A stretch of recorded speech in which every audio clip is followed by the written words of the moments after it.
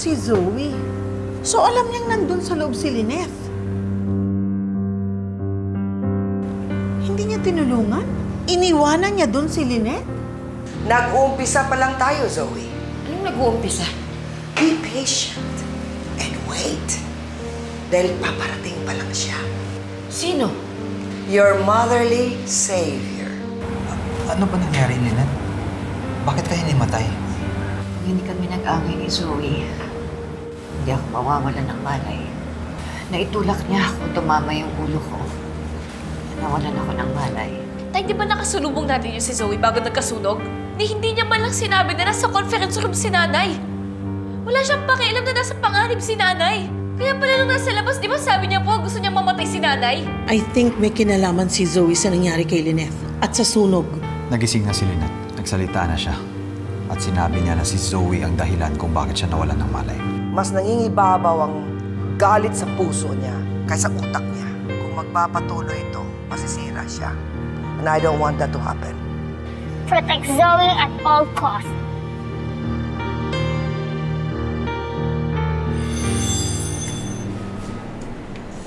O Beng, kailangan talaga nating matagpuan si Zoe.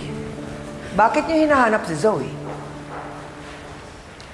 Because she has a lot of explaining to do. So what is it this time? Ano na naman ang ibibintang niyo sa kanya? Hindi ako nagbibintang.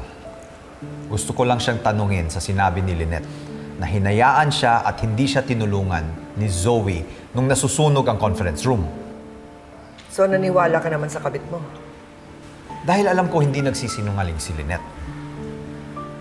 Kahit din sa akin marinig na sarili kong anak kayang gumawa ng masama. Because she's supposed to save lives. So what's the point in talking to Zoe? Naniwala ka na kay Lynette, hindi ba? That's unfair to Zoe. Bakit? May proof ba kayo? We don't need to talk to Zoe, Obeng. If it's proof that you want and you want to prove na hindi nagsisinungaling si Lynette, I have it. Kasi kitang-kita dito sa CCTV kung paanong iniwan ni Zoe si Lynette doon sa kwarto sa kung saan siya nakulong. Hindi siya nagmamadali, hindi rin siya nagpapanik. Parang relax lang, parang walang nangyari. She intentionally left Lynette there. Panoorin niyo.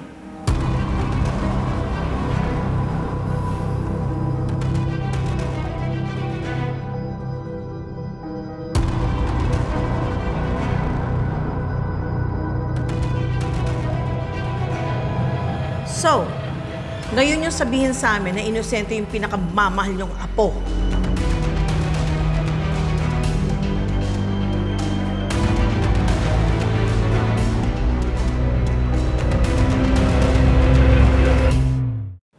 Paano kung hindi ako naligtas ni RJ? Baka wala na ako dito. Nay, wag mo na pong isipin yun. Ang importante po, ligtas ka. Hindi ko makakalimutan ang ginawa ni Zoe. Hindi ko siya mapapatawad. Punong-puno na ako sa kanya. Kung dati, naaawa pa ako sa kanya dahil sa sitwasyon niya, ngayon hindi na. Siya ang nagbibigay sa akin ng rason kung bakit ako nagagalit sa kanya. Naiintindihan po kita, Nay.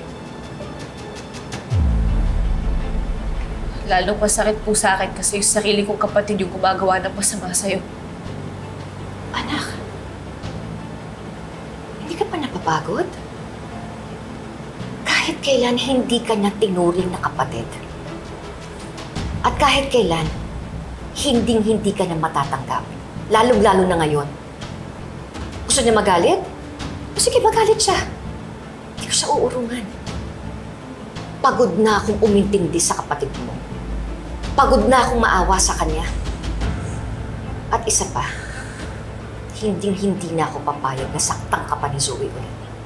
Hindi na.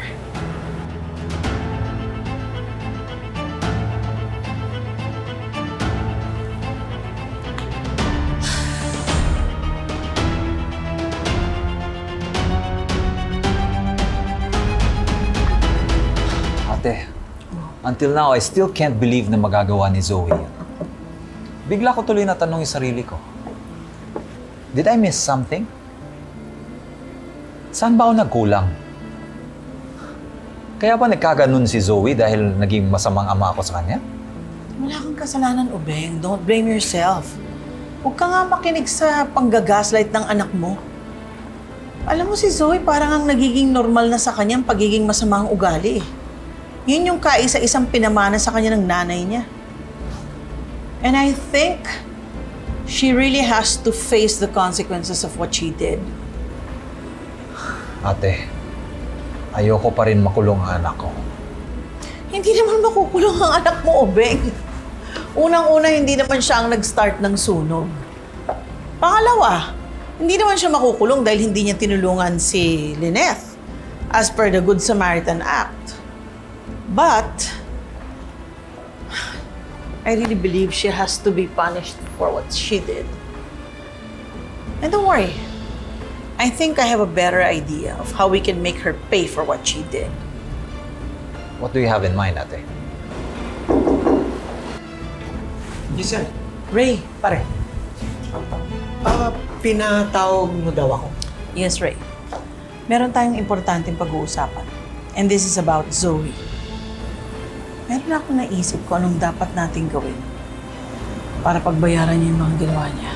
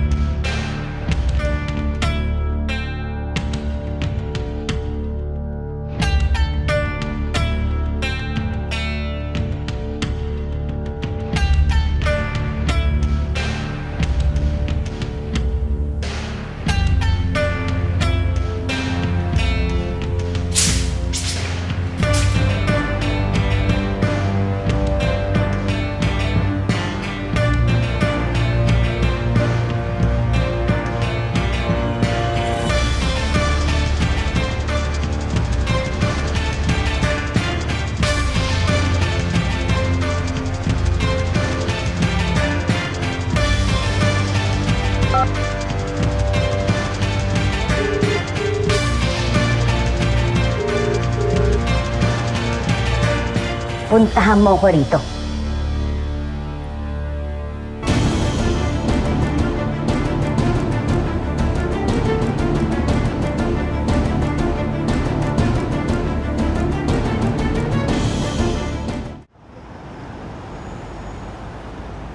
Hello, La. Lumabas lang po ako ha. Bumili po kasi ako ng gamot ni nanay eh.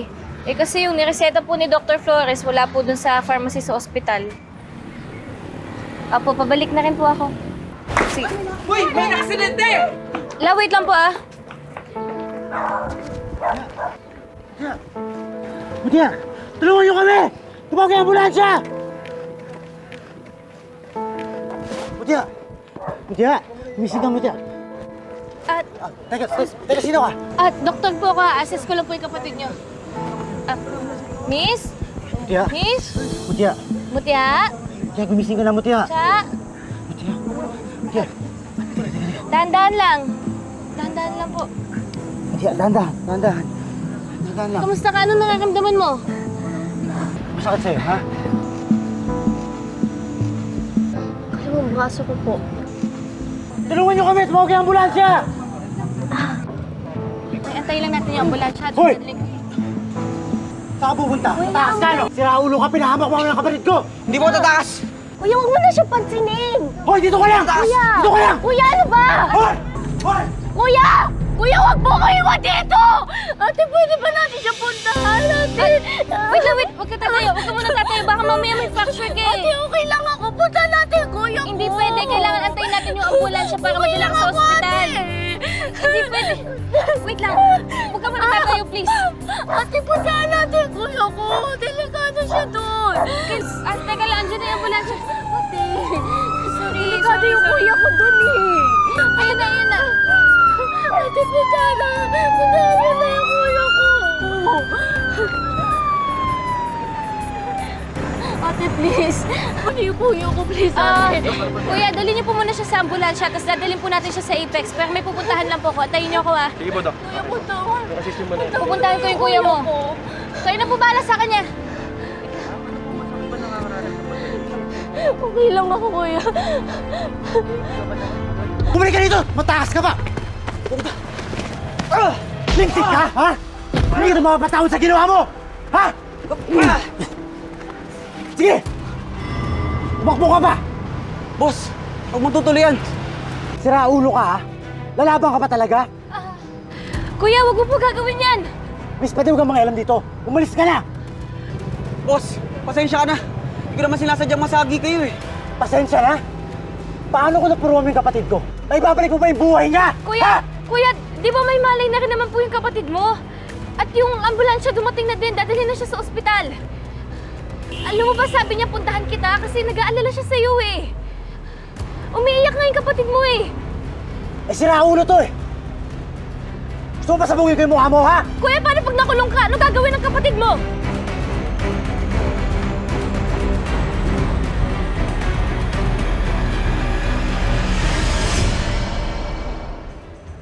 Pasalamat ka at hinahanap na ako ng kapatid ko. Pasalamat ka kay ate. Umalis ka na bago pa magbago yung isip ko. Sige na!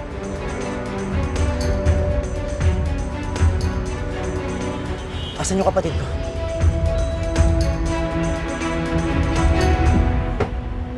Nasugatan lang po yung braso niya, pero other than that, wala naman po siyang ibang sugat. Naka-neck brace lang din siya kasi protocol po namin yun. Pero pagdating po sa ospital, ipapa-x-ray ko pa rin po siya tsaka CT scan para ma-sure na wala siyang internal bleeding. Salamat po, Dok. Salamat din po. Pinuntahan niyo yung kuya ko. Wala po yun. Kayo po ba, sir? Magpapa-x-ray po ba kayo pagdating sa ospital? Hindi, Dok. Okay lang ako. Ang importante yung kapatid ko. Dok, pwede pakigawa sa kanya lahat ng pwede niyong gawin para lang makasigurado tayo na ligtas yung kapatid ko. Oo naman po. Mga kuya, pag okay na po kayo, diretso na po tayo sa Apex Hospital. Sige po. Hello? Sorry na na-aksidente lang yung kapatid ko, pero papunta na rin po ako. Sige po. Kaya, hindi mo na makakasama ako sa ospital, ha? Bakit? Meron lang akong importanteng gagawin ng trabaho. Pero huwag kang mag-alala. Alaga ka naman dito sa ospital, eh. Di ba, Doc? Oo naman po. Babalik ako. Okay? Mag-iingat ka, kuya. Basta magpagaling ka, ha? Doc.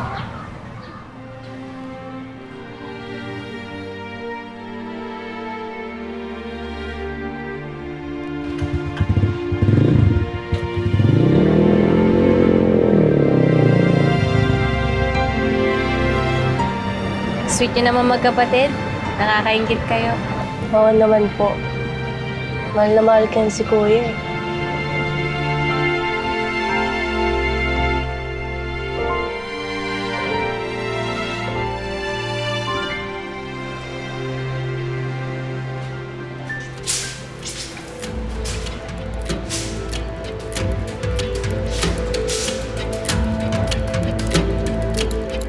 Dito na ako.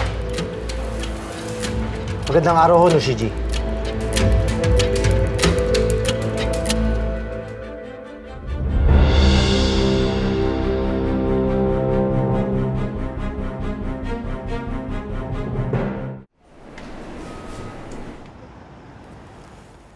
Are you sure about this? Sigurado ako magre-react si RJ tungkol dito. Well, I'm sure he'll understand. Hindi lang naman ito tungkol kay Zoe eh. Tungkol din to sa Apex. Yeah, pero you know him pagdating kay Zoe eh. Malambot ang puso niya doon. That's true. Well, but I hope this time makikinig siya.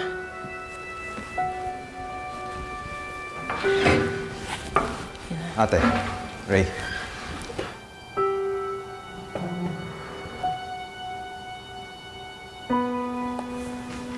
Bang. Charles? Dahil sa sunod-sunod na mga misconducts ni Zoe dito sa Apex, Ray and I have decided to suspend her residency indefinitely.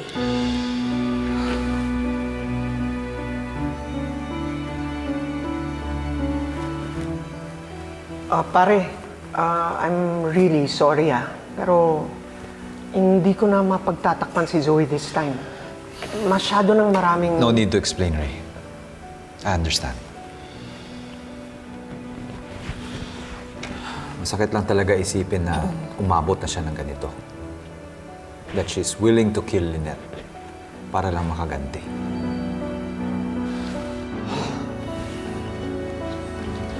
Kung ito ang makakabuti sa kanya, hindi ako tututol.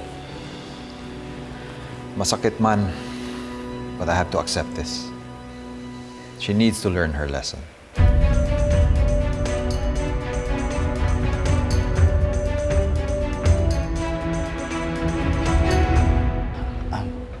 Pasensya na ho ni si G kung ngayon ako nakarating. Na-aksidente ho yung kapatid ko kailangan ko pang dalhin sa ospital. Wala akong pakialam. Wala akong pakialam sa personal mong buhay. As long as sumisipot ka sa usapan at ginagawa mo mga pinapatrabaho ko. Bakit niyo po ba ako pinapunta? Tuloy na ang plano ni Mama. Nagkakausap na pala kayo ng mama niyo. Like what I said, wala akong pakialam sa buhay mo. So I suggest you do the same. Ano? Handa ka na? Lahat ng klase ng trabaho gagawin ko ng CG. Sa tamang presyo. Well then, makikilala mo na sila.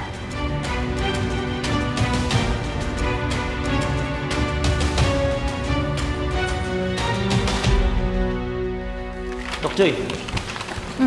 Buken, bakit? Nakita mo na si Zoe? Hindi nga rin eh. Kahapon pa kasi siya hinahanap ni Doc RJ. Alam mo, hindi nga siya sumasagot sa tawag at sa text ko eh. Ano yun? Ito kasi yung nabalitaan ko. Sinadya daw talaga kasing iwan ni Doc Zoe si Tita Lynette doon sa conference room. Kasi gusto niya talaga mapahamak si Tita Lynette. Grabe naman. Karen, baka naman chismis lang yan. Hindi totoo yan. Sige, kung hindi totoo, paano napunta doon si Tita Lynette? Teka, may proof ka ba? Wala Guys, pero... guys. ano? Ito na ang latest. Ito na siya.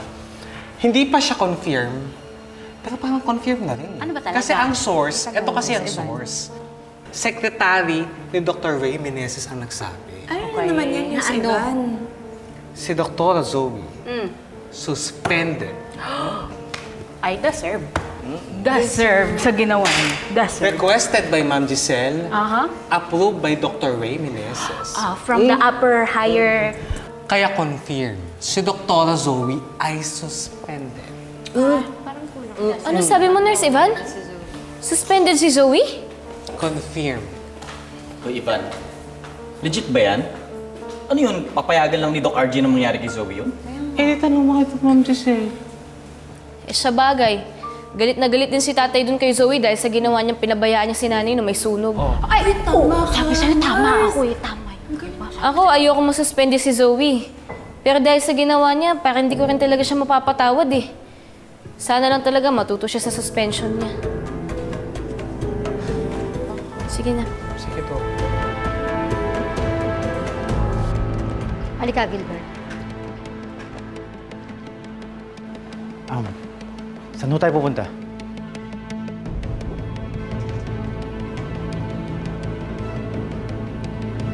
Sa magiging trabaho mo.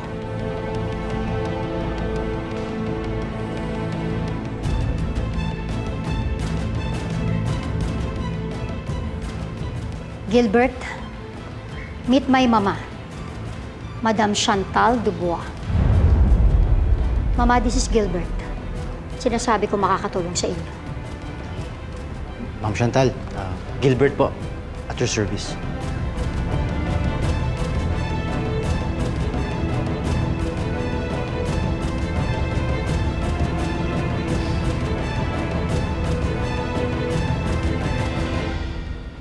Mapagkakatiwalaan mo ito. You know that this is a special and elaborate mission against the Tanyags. Isa siya sa mga loyal kong tauhan. Ipinagkakatiwala ko sa kanya maging ang buhay ko. That's how much I trust him. Ma'am, makakaasa ho kayo sa akin. At sisiguraduhin ko na mapagkakatiwalaan ako. We'll see. Ma'am, mawalang galang na po. Sino po ba yung mga Tanyags? Don't worry. Bago ka mag-umpisa at sumama sa misyon, makikilala mo ang mga Tanyags.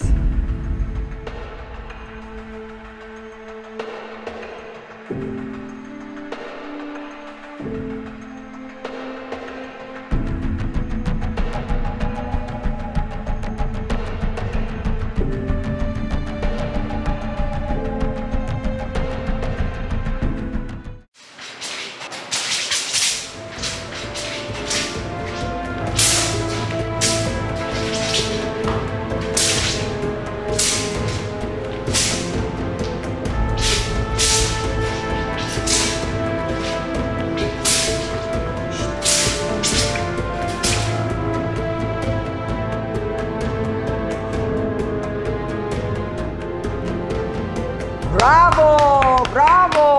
Perfect! Mukhang handang-handa ka na sa nalalapit na pasabog.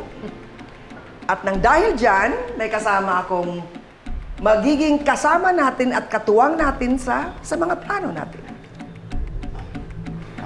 Madam, magandang araw ho. Ako ho si Gilbert. Tapat na tauhan ni Nushiji. At ngayon handang maglingkod sa inyo. Mukhang naihanda kayo ni Nushiji, Magkasing galing na ho kayo sa wushu.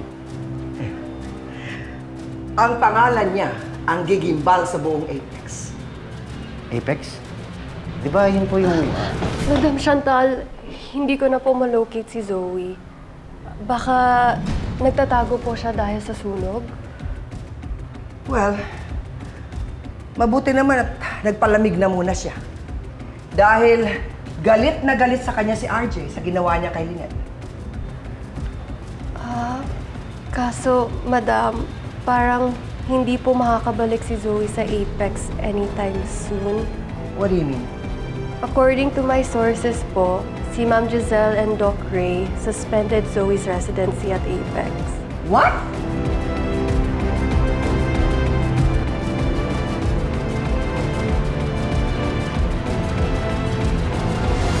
Madam, handa na po ang lahat. At handa na rin bumuga ng apoy ang dragon. Akala ko nung nawala si Moira, tapos din ang lahat ng problema. Pero hindi pa rin pala. Parang mas lumala pa. You have to control your emotions. Walang mangyayari kung paiiralin mo ang galit mo. Bakit kaya hindi tayo magpa-blessing? Ipa-bless natin itong Apex para mawala lahat yung mga bad vibes. I think that's a great idea. I guess the time is right to push through with our plans. Handang-handa na akong magpakilala sa kanilang lahat.